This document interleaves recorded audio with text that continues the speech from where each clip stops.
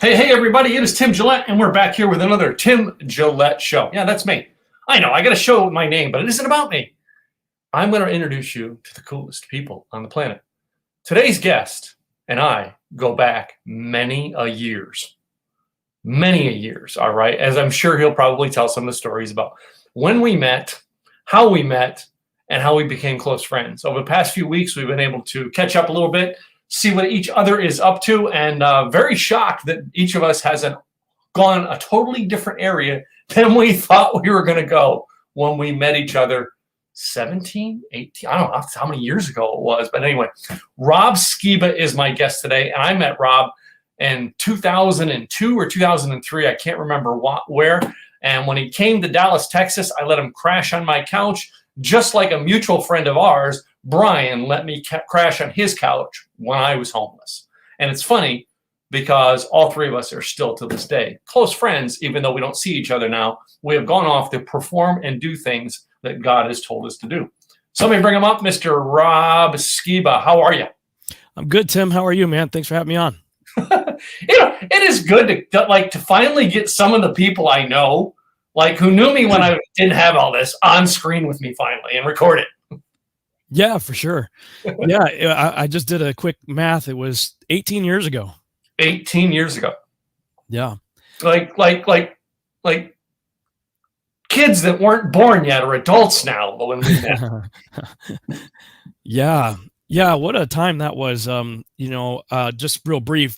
I ended up going through a really painful divorce in 2002 and ended up broke, homeless, divorced, bankrupt, and living in a Dodge Stratus with everything I owned in it, ready to put a bullet in my head, when my uncle, who lived in Texas, told me about this scripture-based self-help program called the Road Adventure, which was a 3-weekend deal. And I flew back and forth from Massachusetts for parts 1 and 2. But by the time part 3 weekend came along, I couldn't stand living in Massachusetts. I was like living in a tar pit. So I packed up everything in my car. I drove down to Texas with the intention of going through part 3. And then I had no clue what I was going to do with my life after that. And that was January of 2003. I met you, I believe it was at a Bible study the following month. And I crashed on the couch in this house that you were renting.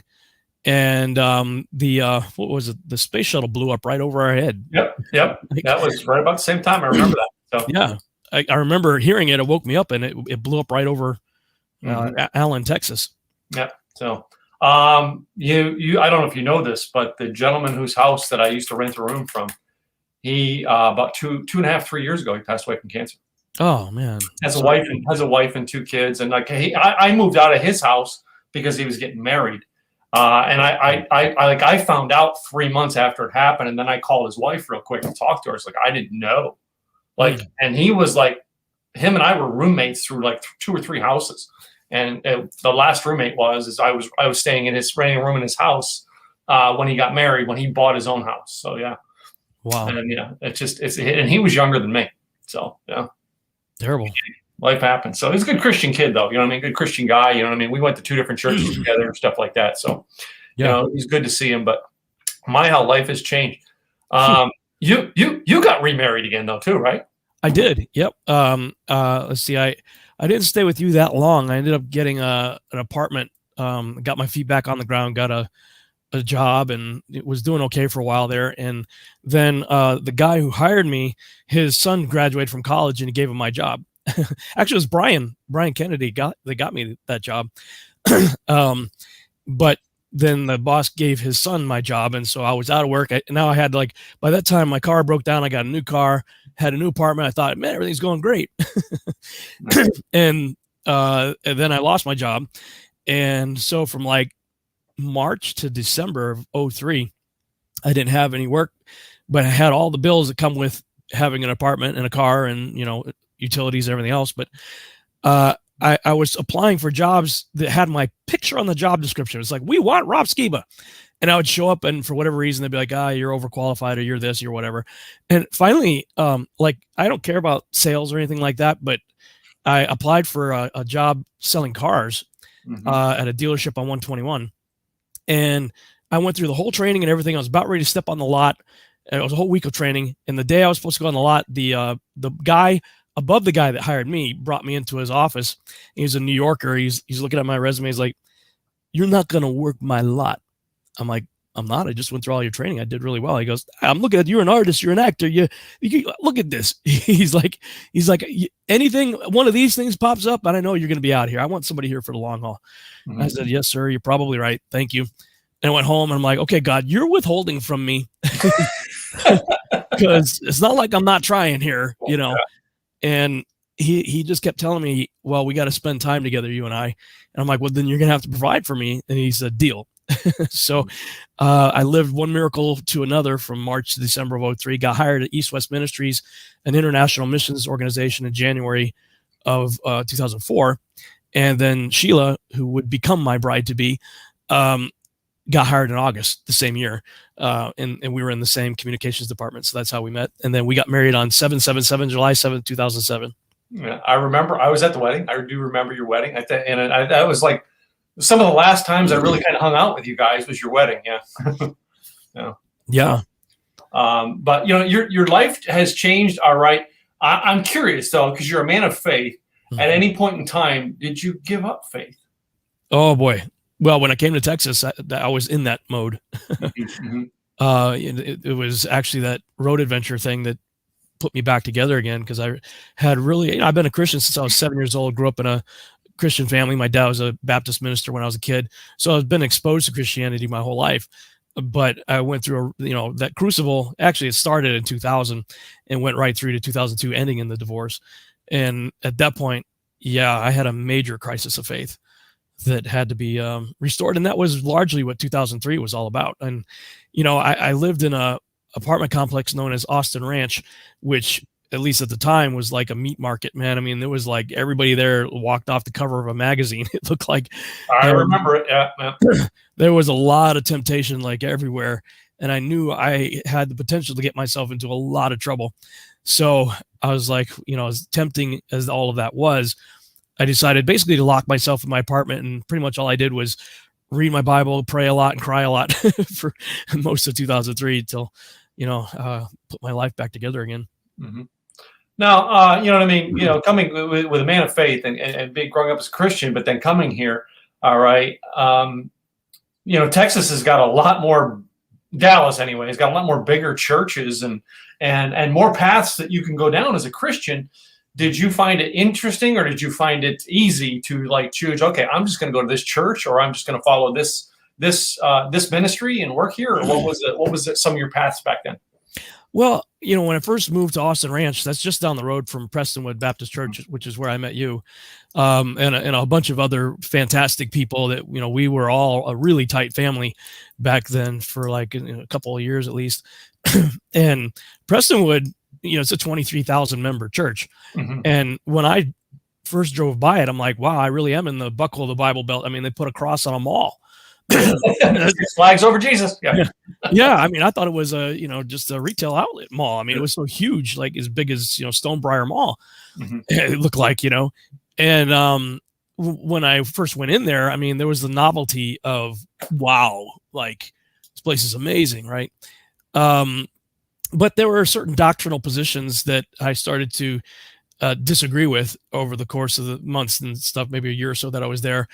And I decided to go to Pastor Steve Collins' church, who was another great friend of ours. Yeah. Yeah. Steve was, he also shared the same building that the Road Adventure was in. And many times they would recommend, if you didn't have a church, that you could go to Steve's, the Harvest was the name of the church, go to his church because it met in the same building. Mm-hmm. And actually it was the day after part 3 that I had nowhere to go. And all I knew was the Road Adventure parking lot on Campbell Road. Mm-hmm. And so I went to the Road Adventure parking lot and I was sitting there. This was the Monday after part 3. And I have like no clue what I'm going to do with my life. And I look, and Steve Collins had a little office in a little strip mall there, and it was his day off, but the lights were on. So I went in there and I said, "Hey, brother, I'm kind of really lost here. Can I talk with you?" And he spent a good several hours with me on his day off. Mm-hmm. So he became a real brother and friend. And, we attended his church for a number of years. And then we just, every church, there's no perfect church, man. I mean, there's just not. And and I still love Steve and everything, but they were taking things in a bit of a different direction again. And I was like, and then I eventually just settled on a house church, going to a fellowship with some friends at their house. And I actually learned more doing that in 1 year than in the 40 plus years prior, because when you have the model of one guy in the front talking and everybody else listening, you really can't challenge that. It's not like you say, hey, brother, I don't think that's right. No. You'll be politely escorted out, or maybe not so politely. So pastors' theology sometimes tends to lean towards the people who are putting money in the offering plate. Yeah, man. And look, when I was in international missions, I found that it was a worldwide statistic that 4% of the church finances the whole thing. So, I mean, think about that at a 23,000 member church. If there's 23,000 members and only 4% of them are financing a $2 million plus a month bill, there's some major donors there that, all they have to do is say, hey, Brother Jack, or whoever the pastor is now, you really kind of offended my wife when you were preaching on that the other day. I'd appreciate it if you don't do that again. What's he going to do? Especially if several $100,000 is coming from that one person. I mean, I just saw lots of things wrong with the standard church model, and doing the house church model. It was really cool because there were young people all the way up to elderly people, and everybody was encouraged to share whatever the curriculum we were studying, whatever the Bible verses were. And sometimes out of the mouth of babes, you'd hear like these unbelievable insights. And then you had the maturity of the people who had been, walking in the Lord for many decades, So there was a built-in checks and balances there, but also a wide variety of input that you just don't get in the standard church model. So I haven't looked back. I've been doing that, the house church model ever since. In fact, I started a virtual house church model back in 2012 using my online platform, with YouTube. And I do that every Saturday now from 2:00 to 4 p.m. That is interesting. Yeah. So, I mean, I personally, I don't know if I've ever shared with you some of the challenges I went through with Prestonwood. I love Prestonwood. And my point where I actually leave, and it wasn't Brian Kennedy that I actually had the conversation about. It was after Brian left and moved to the Carolinas. Was like, I thought of all the major churches in Dallas, Jack Graham is one of the most scripturally based people I know, right? And I have to agree with that still to this day. But when he said, God has given me the mission to open up branch churches, and when he stands in a pulpit and it's broadcast at another church, I couldn't get behind that. Mm-hmm. And Brian Kennedy said to me, he says, it's not that it's wrong, but it's wrong for you. And if you stay, you're only going to corrupt other people. You have to leave and go where you went.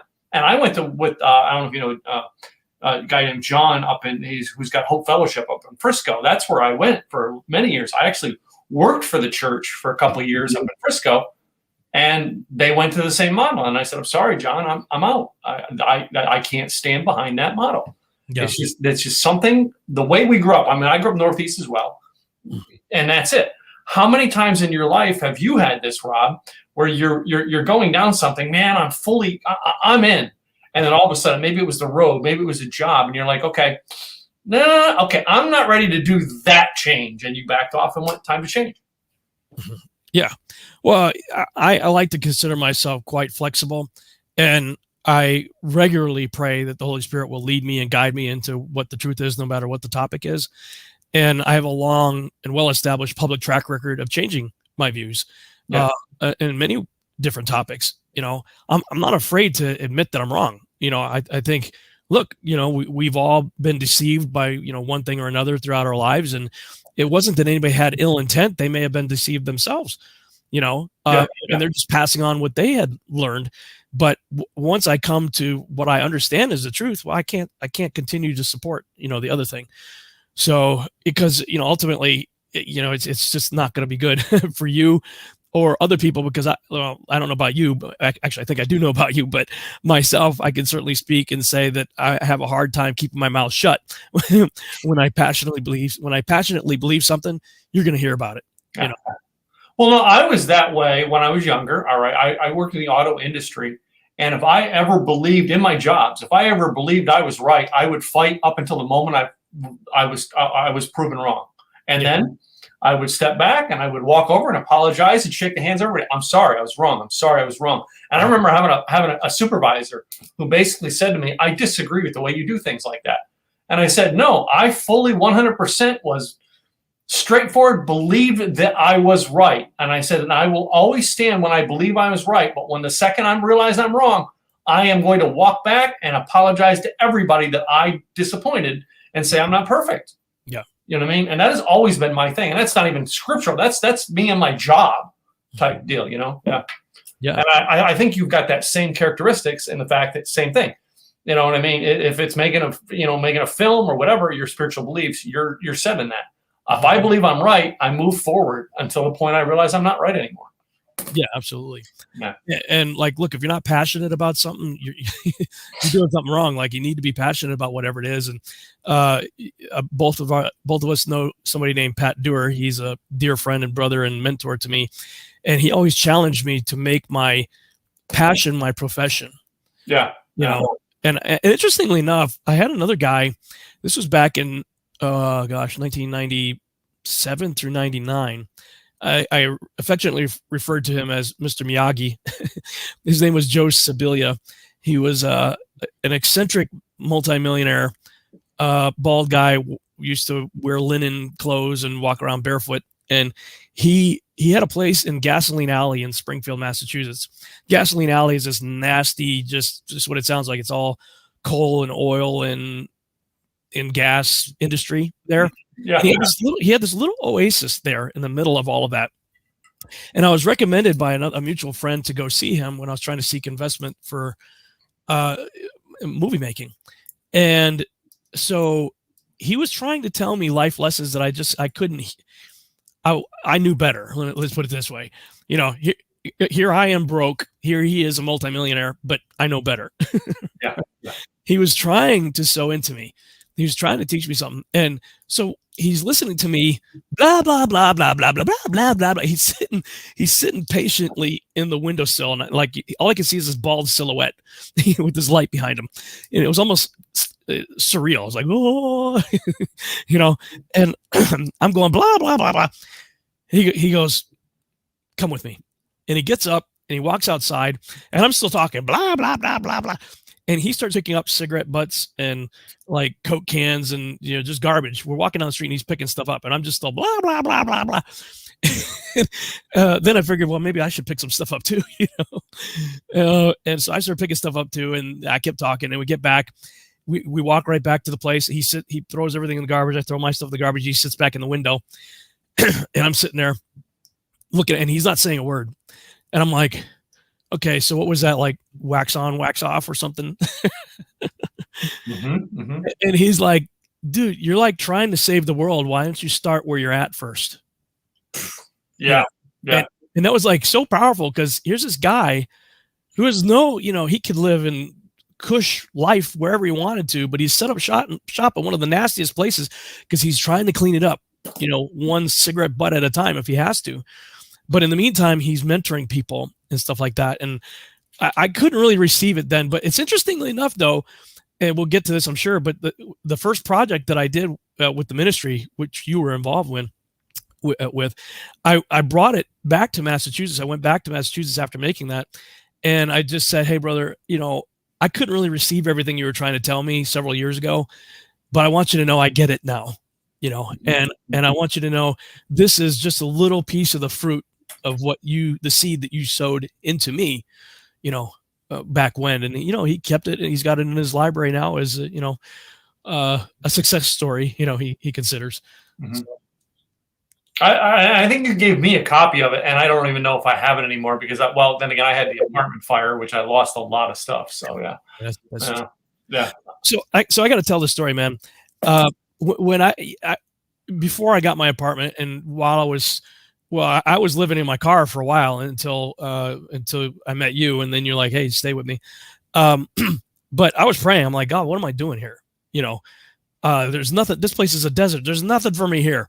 You know, I'm going out to LA. I'm going to go. I'm already to, like the true Hollywood story, right? I'm living in a van down by the river. Yeah. It's like I'm living in a Dodge Stratus with everything I own in it. And so I'm doing interviews. I'm trying to figure out what I'm going to do with my life. And I was headed down to, I can't even remember the guy's name now, but there was some kind of big thing dealing with Noah's Ark down in like Grand Prairie or someplace. I forget what it was now. So I got like all these McDonald's napkins and stuff with appointments. I'm making all these appointments everywhere, and I got them Post-it notes and stuff all over my car, trying to keep track of everything, right? And I'm like, man, I need a planner, some way to keep track of all this stuff, because I don't want to ditch anybody or lose an interview or something. So anyway, I'm driving down to this interview, and I was supposed to go to I think it was Kim Dawson Talent Agency after that. And the first interview, he called me and said, hey, listen, I got tied up with some stuff. Can we postpone? I'm like, oh, okay, sure. So I went to the casting agency 2 hours earlier than I was supposed to be there. And I was sitting in the lobby, and I was talking with this guy. We just really hit it off. We were talking for quite a while. And then he said something to the receptionist. He got up and walked away. And then I went up and I hand the receptionist my headshot and resume and stuff. And she says, you have no idea who you were just talking to, do you? I'm like, no.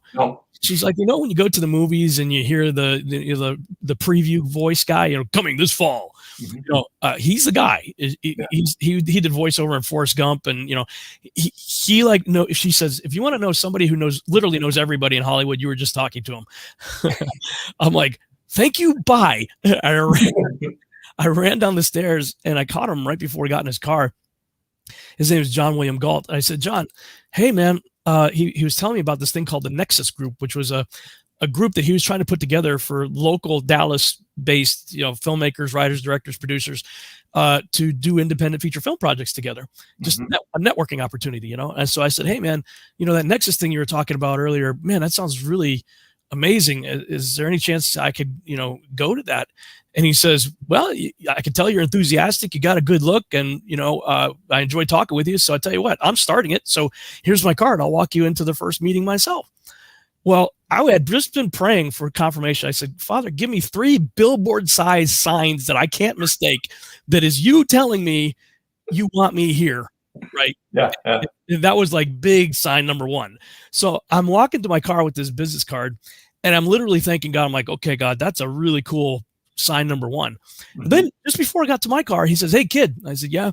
He says, if you're going to be making these appointments and stuff, you really need a planner. Like, he literally said the words that I had just said in my car a couple hours earlier. And there's only one planner that I like. It's the kind you get complimentary for businesses. Businesses give them. Yeah. And I've never seen them at like Office Max or Staples or anyway. It's the only place I've ever seen them is complimentary. And somebody has given me one of those every year since 1997. And that was literally the exact business planner that he gave me. And so I'm sitting in my car and I'm like, okay, that's just cool. All right. So that's 2003. Sometime around that time, I end up staying with you. Then I get the apartment and everything else. Then I get hired at East West Ministries about a year later. And my first assignment is Cuba. So I go down to Cuba, and I kept driving by this building every day. And I felt like the Holy Spirit was telling me, stop the car. You need to shoot this building. I didn't know why. So I just jumped out of the car and I shot it all crazy herky-jerky for some reason. And the last shot I got was a dude in a watchtower with an AK-47 turning towards me. I'm like, okay, I'm out of here. So we jump in the car and take off. Well, a day or two later, I get to Havana, and I interview this older gentleman, probably in his 60s, I guess, who tells me the story about how he was put in prison for several years for his faith. They kicked the door open to his house and psychologically tortured him, took him away. And, they would like take him out in the field with his friends, put blindfolds on him and fire rounds off into the air, making them think their friends were killed, and then separating them and, making them move huge piles of rock from one end of the field to the other and then back again. And just horrible stories that he was telling me that he went through. And so when I got back to Dallas, I'm thinking to myself, man, I got to reenact this somehow. I need to tell his story, but I need to tell it visually. I need to let him tell the story in the video through the interview, but I need to depict it, And so I'm running the treadmill at my gym at Austin Ranch, and they were building phase 3 of the apartment complex. And I look back there, and there's this huge field with big piles of rock back there. And I'm thinking, wow, that'd be good location. Yeah. So then I'm training at the Road Adventure, and this Hispanic guy comes through, and he's in my group, and I work with him all weekend. And after it's over, I said, hey man, I'm thinking about shooting this documentary, and I need some guys to play Cubans. Would you be interested? He's a Hispanic guy. And he's like, oh yeah, man, I'd love to. I get my brother and a few other people. I'm like, cool. So now I had actors in location. But I needed props. I needed Russian outfits and guns and stuff. And I'm thinking, what am I going to do? I was thinking maybe I'll buy squirt guns and paint them black or something for pistols or whatever. I didn't know what I was going to do. And then I remembered that guy, John William Gault. And I'm like, well, if anybody would know where I could get stuff, he would. So I couldn't figure out where John was, his information was, until I looked at my tax folder from the previous year and saw the planner and his card. So I called him up and he's like, oh yeah, come on over, dude. So I go over his house and he says, open the garage. I open the garage. And he's got like AK-47s, rocket launchers, pistols, Russian. He was going to do a war movie, an independent war movie. And he had all the props and gear, but the financing fell through. So he never did anything, but he had all the stuff. He's like, yeah, take whatever you want. Well, the kicker is is that, when you took me in and everything, we became friends and everything like that. I'm looking at you one day and I'm thinking about the guy that I had interviewed in Havana. I'm like, man, Tim really does look like this guy. And so I cast you as a younger version of that individual that I interviewed in Havana. And when I finally showed the video at a missionary conference, that guy's daughter was at the conference and she flipped out because you look so much like her dad. She was like, how did you get footage of my father, in prison in Cuba? Like, that's how much you look like him. I'll put it up on the screen here. This is some actually screen captures from the shoot. This is me right here instructing the actors, with the AK-47. And I did a lot of special effects. I only had like 3 or 4 guys, but I used special effects to replicate people to make, look like there are more and more people.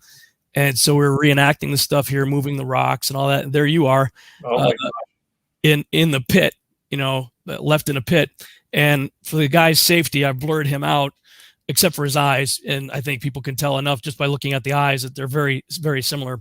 I can't depict him because it could be a security risk for him, especially with what's going on in Cuba right now. Yeah. Yeah. But I think if you just look at the eyes right there, you really are a dead ringer for that guy, 40 years, prior or whatever, however long ago it was. So, the 3 things that I asked God, what the heck am I doing in Texas for, I asked for 3 confirmations, actually made my first mini movie. It was very short, but made my first movie possible. So I haven't looked back since. It's been an amazing journey. It's interesting because, so many things have been connected around that, in my world, first of all, is John's sons. His one son bought my motorcycle and then his other son bought it from him. John Gault. My custom chopper that I built when I was broke, and I'm like, okay, I got to build something to get back forth to work. So I bought this thing wrecked and rebuilt it. Nice. And then when my life and business got better, I went and bought a brand new Harley, and then I sold it. And it was his one son. I can't remember which one it was, but the younger son ended up having it while he was going to college. And all right, and I mean, he loved it. It's like I built this thing out of a wreck, and you remember that motorcycle because I got it. And it wasn't even running right. Didn't have the brakes running right. And our friend Faith is like, you got a motorcycle, you got to go on my run. And I'm like, I didn't want to. And that was the only motorcycle wreck I ever had was on that run. I remember that. You went off the edge there. Yep. I have 1,000,000 miles on 2 wheels, and that's the only accident I ever had. Thank God. Wow. I was just very fortunate. And it's like, there's so many things, like I said, connecting around that. And now that motorcycle is owned by, well, I don't know if his youngest son still owns it, but he kept it because he loved it. It was a nice, cool running chopper, right? It's a small world, man. It's such a small world. And then, acting, I don't know if you know this, but I was on actor Dean Cain's podcast, and I'm friends with Dean through an event I worked with a lot. Nice. And actor Dean Cain said to me in 2016 when I was turning 50, I'm like, you know what I mean? I said, I've never thought about acting. He said, he gave me a challenge. He says, I want to see you act in something. I'm like, I already did once.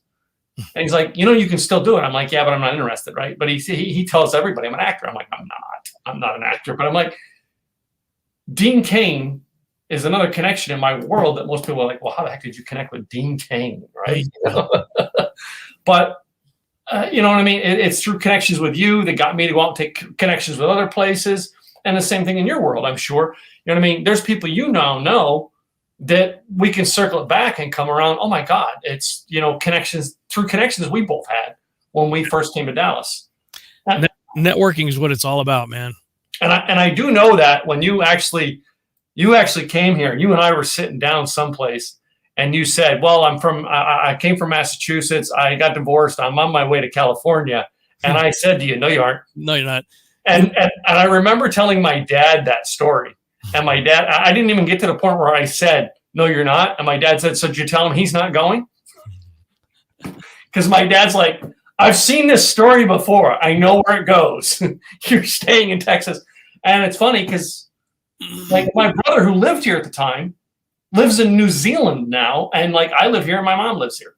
You know what I mean? Like I'm in Texas to stay. I'm not leaving Texas, even though I work in California. Well, not anymore, not since the pandemic, but before I was out there 6, 7, 8 times, you know what I mean, in a 3-month period of time, you know, and now I'm here in Dallas, but I want to live in Dallas. And like my close friend now and my business coach moved from Southern California here to Texas.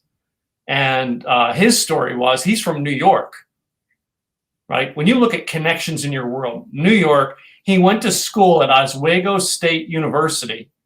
The month he graduated, the following month, the church that I went to, had their National Youth Conference at that college. I stayed in the dorm that he was in his sophomore year. We never met each other until 2011. Nice. All right. But it's even more. It's like when you look at uniqueness. He worked for Air Supply and Guns N' Roses. I was probably at a concert 2 or 3 times in the early 90s where he was probably standing less than 100 yards from me backstage. And now we're really close friends. Think about that in concept, right? Like our worlds changed so drastically and the connections we made. And like, you know, you were talking about faith earlier, and like, would you ever picture in 2003 that this is where we'd be now? No, I didn't. I could barely see 6 inches in front of my face as far as my future goes, you know. And it's funny because you mentioned our friend Faith, and that's God's sense of humor. Because at a time when I had pretty much lost my faith in God's sense of humor, he introduced one of the first people I met here was a woman named Faith. And you know, she's one of these people that gets in your face, you know, and you know, she's an encourager, you know, but she doesn't take any crap. You know, but she was, you know, huge, and among other people like yourself and, you know, Victor and Barry and many other people that we had in our lives back then that, you know, really, really helped us out. But it was funny because when I went through the program and people are like, yeah, you're changing your zip code, but it's not going to be California. And I was like, no, I'm not. There's nothing for me here in Texas. Well, here I am 18 years later, still here. And, you know, frankly, you know, both of us agreed not to get political here, but if I had to be anywhere in the country right now, I'm glad I'm in Texas. I'll take Texas over any of them if we play the political game. But no, it's not just that. It's it's everything I love about Texas. Other than that, you know, like my wife grew up in the Panhandle, and like Labor Day weekend, we're going to the Panhandle. Everybody else is like, why are you going to Amarillo? There's fun things we know to do in Amarillo because she grew up there. You know, I love Texas, and I love I've driven every highway in it on a motorcycle. I did a road trip one time on my motorcycle in Texas, 7 days and 3,500 miles, and never once left the state. Oh yeah, I mean it's a country, man. Texas is huge. Anyway, and now you know you met Sheila. What year did you meet Sheila? Was it 5 or 7? 6. 2004. Yeah, I got hired in January of 2004, and she got hired in August the same year. That's where we met at the ministry. As I remember, one year, I think it was 2005, when I went to work for Starbucks.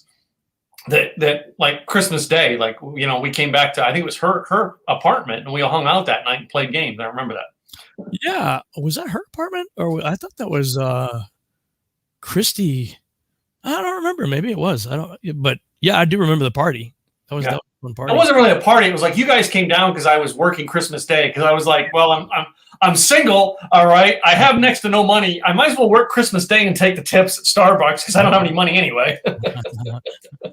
Yeah. So, and, you know, and it's just interesting how the world changed, and like, you know, that was a unique hangout for us. But what are some of the projects now? Let me twist this a little bit. What are some of the projects now that you're working on, and Has your world transformed in the last couple of years?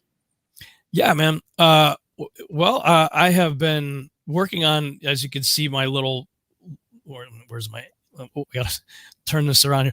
My logo right here. That's based on a whole lot of fact-based fiction.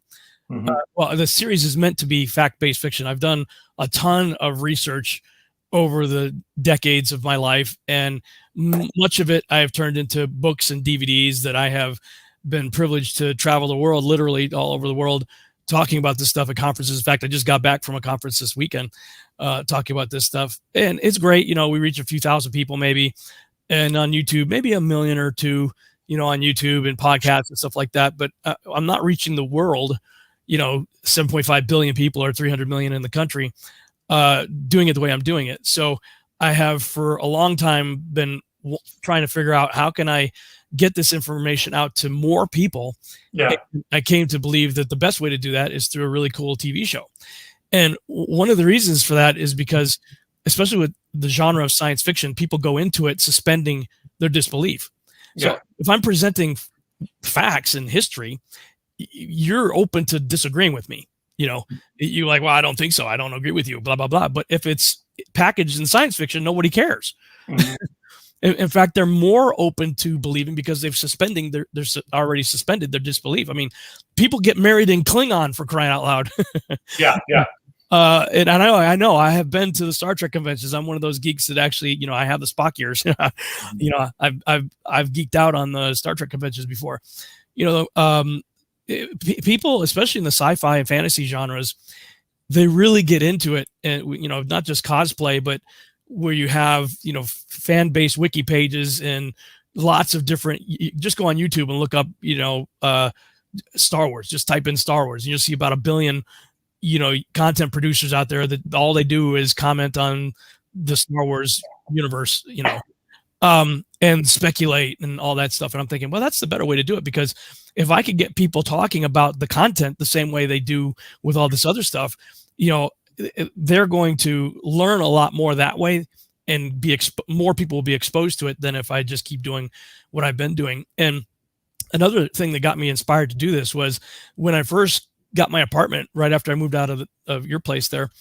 You know, I didn't have any furniture or anything. I got a futon, and then I eventually got like a 19-inch color TV with a DVD player in it. Yeah. My sister sent me season 1 box set of the X-Files. Now, I had never seen X-Files before because back in the day when you had to watch it at 8 p.m. Thursday or whatever the time slot was, for X-Files, I was never around to watch it. And like all my friends are like, dude, this is you. This is right up your alley, man. Like, how come you're not watching this show? Like, you're going to love the show. I'm like, I know. I just whatever. I could never catch it. Well, anyway, my sister sent me season 1. Now, if you watch it that way, as opposed to week to week and season to season, you know, episodic television the way it used to be, binge watching on a DVD, you notice patterns you probably would have missed doing it the other way. And one of the patterns I learned was that you always had the weird freaky thing happen, then the opening title credits, and then act 1. And there was usually a 5-minute exposition piece somewhere in act 1 where Fox Mulder would say, yeah, such and such a weird thing happened in Podunk Town, New Jersey in 1974. Well, if you would Google the keywords and whatever his exposition piece was, not always, but more often than not, you'll find the real life true story that the fictional episodes were based on. And so that got me really excited, because not only did I enjoy watching the show for the entertainment value, but I'm a researcher and I enjoy digging. And so when I would find the real life story that the fiction stuff was based on, it would send me on all kinds of rabbit trails. Yeah. And I thoroughly enjoyed it. And so I've structured Seed the same way. And one of the reasons I call it Seed is because that's exactly what I'm doing. I'm planting seeds. In the film industry, they call them Easter eggs, where the filmmakers intentionally hide things for the audience to go find, you know. Yeah. And, you know, the real nerds will frame by frame go through stuff, and you're like, hey, did you see that? Like, I just watched Raiders of the Lost Ark the other day, and there's actually a really cool Easter egg in the scene where he's in the Well of Souls, and he and Sala are picking up the Ark when they first get it, and they're, you know, the room with all the snakes in it. And they're walking by a wall that has Egyptian hieroglyphs on it. But if you look real careful, I think it was right by his left shoulder. I think there's a hieroglyph of R2D2 and C3PO embedded in there. That's an Easter egg, right? That's the filmmaker. In this case, Spielberg's giving a nod to his friend George Lucas there, right? Mm-hmm. So, but that's the fun of it, is where you can, tell compelling stories, but also hide stuff intentionally for the audience to go find. Mm-hmm. And so I don't call them Easter eggs. In my case, I call them seeds. There are seeds in the seed that I'm intentionally hiding there for you, that hopefully, when you pick up on them, it'll drive you into my extended research, elsewhere. And not just my research. There's a lot of other people that I've researched myself.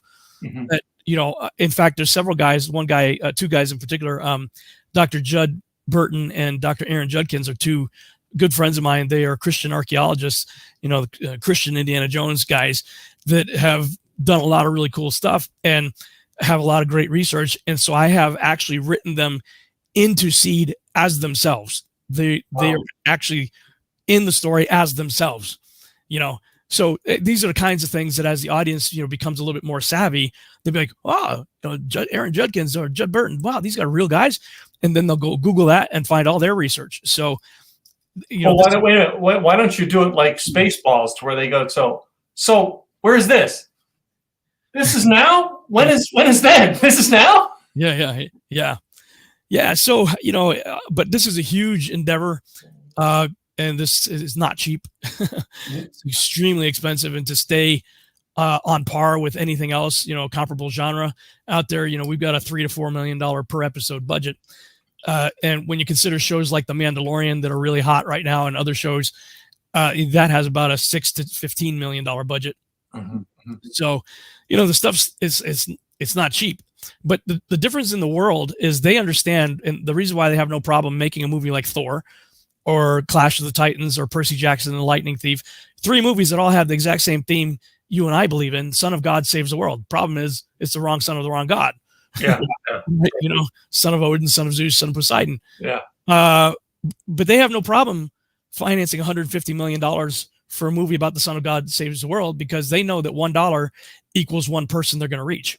Yeah. So this is what I'm trying to get Christians to understand, is like, look, we need to have the same attitude. If we actually want to reach the world, it costs money to reach the world. It does.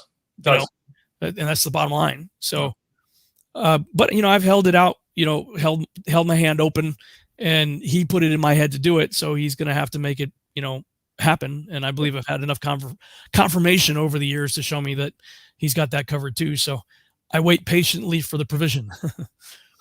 Well, I know, you and I were talking today. What was it? Is it the move or filming of is it the Chosen or no? Chosen, yeah, that was. No, that's Daryl Eves. Do you know Daryl? That name sounds really familiar to me. Well, I knew him when he ran Vid Summit out in California because he's in the video space where I'm in, right? Mm. But I was shocked to find out he was behind it. I was like, whoa! I think I'm friends with him on Facebook. I'm not sure. I don't know. I don't know him personally like I know you, but I know of him, and he probably knows of me. But yeah.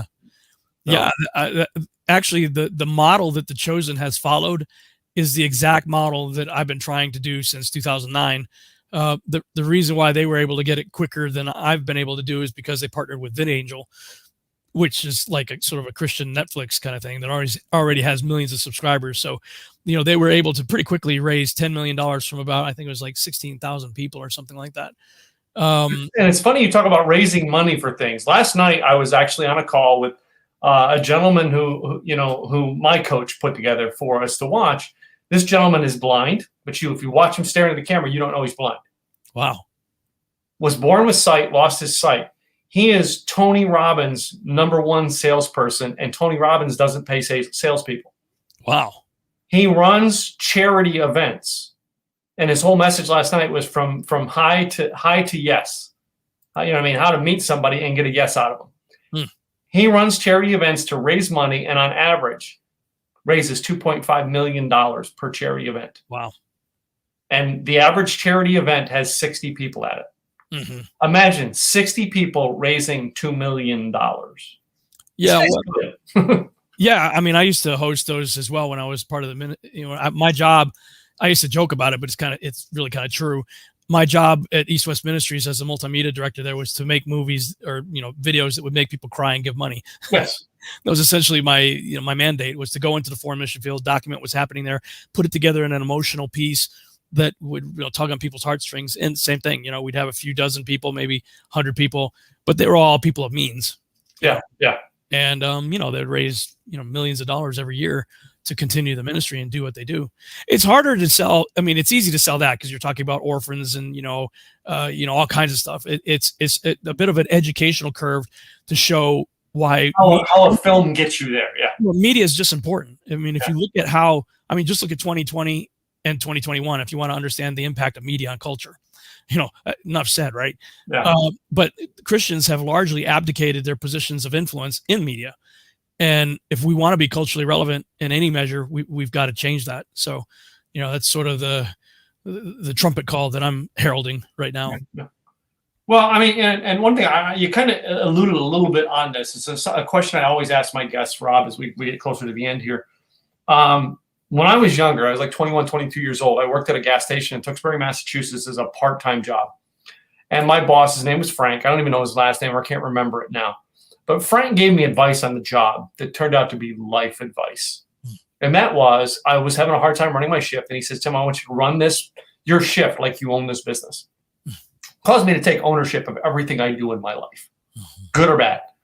Did someone give you a life advice that maybe started out as just, hey, how to finish the job? I know you kind of alluded a little bit on the gentleman you talked about. Yeah, but maybe anybody else. Yeah, I would say that it's what Pat Dewar said to me, work hard at making your passion your profession. And the cool thing about that is all of us, especially if you grew up, in the church and Christianity, and you've been a believer for a number of years, we've all have been given spiritual gifts. And those gifts I've found line up with let's say the mountains of influence in our culture, everything from government to media to family education, religion, all kinds of stuff. The gifts line up with them.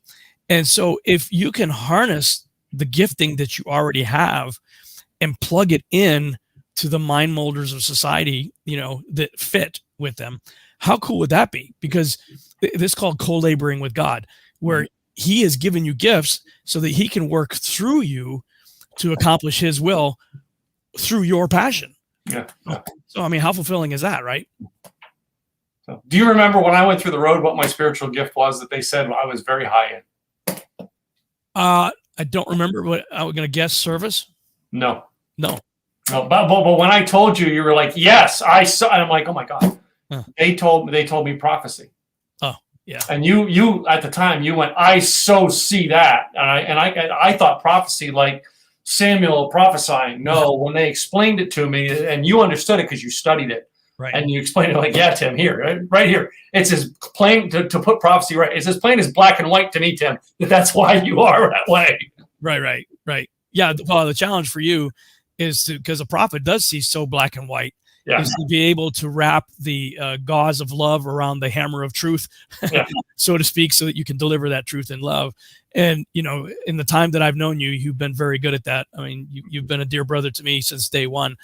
So, that's a powerful, massively powerful, hugely powerful gift to have the compassion and the love and the black and white ability to see truth from lies. So that's awesome, bro.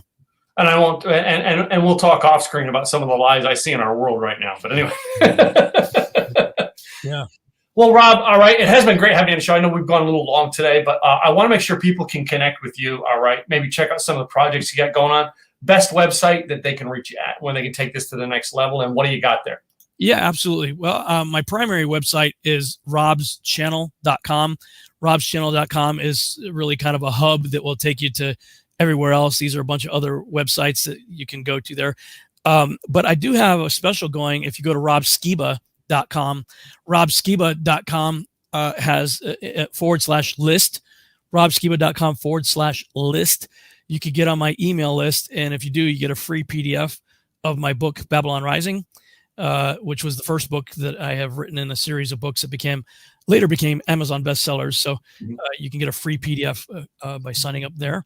And that will help you stay connected with me if and when other avenues start to fall apart. I mean, I feel like I'm walking on eggshells these days with censorship on YouTube and stuff like that. So But yeah, robschannel.com is the primary, and robskiba.com/list if you want to get the free PDF. Cool. Well, Rob, as I said, it's been a joy having you here. But before you go, I got my little 9-question this or that game we've got to play. Okay. I've seen Sammy Hagar do it on TV, and I thought I'm cooler than Sammy. So, as we all know, how big of a Van Halen fan I am. Anyway, and you can't drive 55, so. And I cannot. Oh, trust me. You do. This is another story. Some of the time, my mom and I were talking because my brother Nathan and I used to race on where the tollway is from like Parker Road to Legacy. Now it's like hugely busy, but 2001, 2, and 3, it was dead. Yeah. And we used to race cars up there at night. And I took my friend's Lexus. I had my friend's Lexus at 160 on that. And he had a Ferrari. He never got over 130. And he said, I got my Ferrari up to 130. I'm like, dude, I had your Lexus at 160. Catch up. 9 questions, this or that. Let's end this thing on a fun note. Number 1, I think I know the answer, but I think, you hinted it might be different. Star Wars or Star Trek? Boy, that is a tough one. Star Wars. Yeah. I knew because I knew your story you were going to choose Star Wars, but I heard you mention Trek this time. And I'm like, maybe. Yeah, I love them both for different reasons, but Star Wars had a profound impact on my life at age 7. Yeah. Wow. Yeah, Star Wars. So let's go to comedy TV shows and pick which one was better, MASH or Cheers? Wow, it's funny you should say that. I'm actually binge watching Cheers right now. I remember enjoying MASH, but we are just about done season 10 right now. Sheila and I have been binge watching Cheers. And I'll tell you, Cliff Clavin, there was an episode the other day that I watched where he was getting shock therapy. Yeah. I laughed, even just thinking about it. I laughed so hard. I kept rewinding it. I couldn't breathe. I was laughing so hard. It is. I mean, they were both funny shows. My wife and I got caught up in Big Bang Theory, but oh my God, there's like political connotations to that, or not really political, but like spiritual connotations that are just so off there. But it's just so funny of a show. That you got to watch it sometime. But yeah, my wife and I got hooked on that. And the other comedy, the most recent, was the Parks and Recreation. We have that one still saved on a DVR. We go back and watch it every now and then. Yeah. Our other go-tos are Everybody Loves Raymond and Chuck. We really enjoy both of their shows. Next one here, right? Riding in the car nowadays. Are you someone who listens to music or a podcast? Wow, I'm an old guy now listening to podcasts. Can you believe that? No. Like, that's crazy. I never in a million years thought that would be me, because I'm an 80s music junkie. Yeah, but I'm listening to podcasts more often than music these days. Yeah, well, now I've seen so many of these artists because they're all older now. It's like, I seen Eddie Money I met Eddie Money probably about a year before he died. So it's like, all these people that I loved as a kid, I met them in person now that they're older, and I'm like, yeah, okay. But podcasts, especially during the pandemic, tweaked me. And I like Mike Rowe's podcast, The Way I Heard It, is like huge. I listen to it in the car every day. So yeah, it's just interesting how things change. Yeah. Next one, food products, hamburger or taco? Hamburger, although these days I'm not eating much meat anymore, but I love hamburgers. Yeah. Well, I mean, if you've gone vegan, I tell people all the time, I've been around the country to have vegan tacos from someplace. And I'm going to tell you, if I'm going to eat vegan tacos are the bomb, man. Yeah, the Beyond Beef burger is actually quite good. They sell it. I heard it's good. I looked at it, and I look at all the stuff that's in it, and I just that's one of Tim's black and whites. I'm like, I want real food. Yeah, I hear you. I'm vegan. I would eat vegan as in I would eat the lettuce and the mushrooms. Anyway. I'm pescatarian, I think, is what I am, because I still eat fish. Yeah, well, yeah, we went paleo for a while, right? Where it was, it was like kind of like the caveman type thing, where it was really, meat, but like it was whole foods is the main thing we went to. We only eat organic and whole foods. Good for you. All right, yeah, we don't go anything artificial. So, and that's how I went. My next one here, I wasn't sure which way to go, because I usually ask this next one in a drink capacity, and I usually ask like beer or wine, but I don't even know if you drink it at all. Do you? Yeah, I mean, I'll drink casually. If it's beer, I drink Corona, so it's kind of a lightweight guy. I like mixed drinks though. Yeah. Okay. I haven't had you over to my house here, right? But in my office, right over there, is a moonshine bar. and everybody laughs at me that I have my moonshine bar in my house because I love moonshine. But anyway, but yeah, I usually the other one I usually switch off from that as I ask like coffee or tea, and I know you don't drink coffee. I don't do either, actually. And then I was like, so I was throwing an extra down there just in case today, and I'm like, just in case he doesn't go, I put Coke or Pepsi. I'm like, wait, do you even drink soft drinks? I don't either. Yeah, my mom always said it was because I've never liked warm drinks. Yeah. And she's like, I didn't even like breast milk unless it was refrigerated. Wow. Like I don't really care for warm drinks. Period. I kind of always been that way. Yeah, it's like I kind of tried to cut out. I still like soda, but very little of it now. I make my own green iced tea every day. Yeah, and it's like I've switched so much into what I holistically goes into my body as opposed to junk. Yeah, good for you.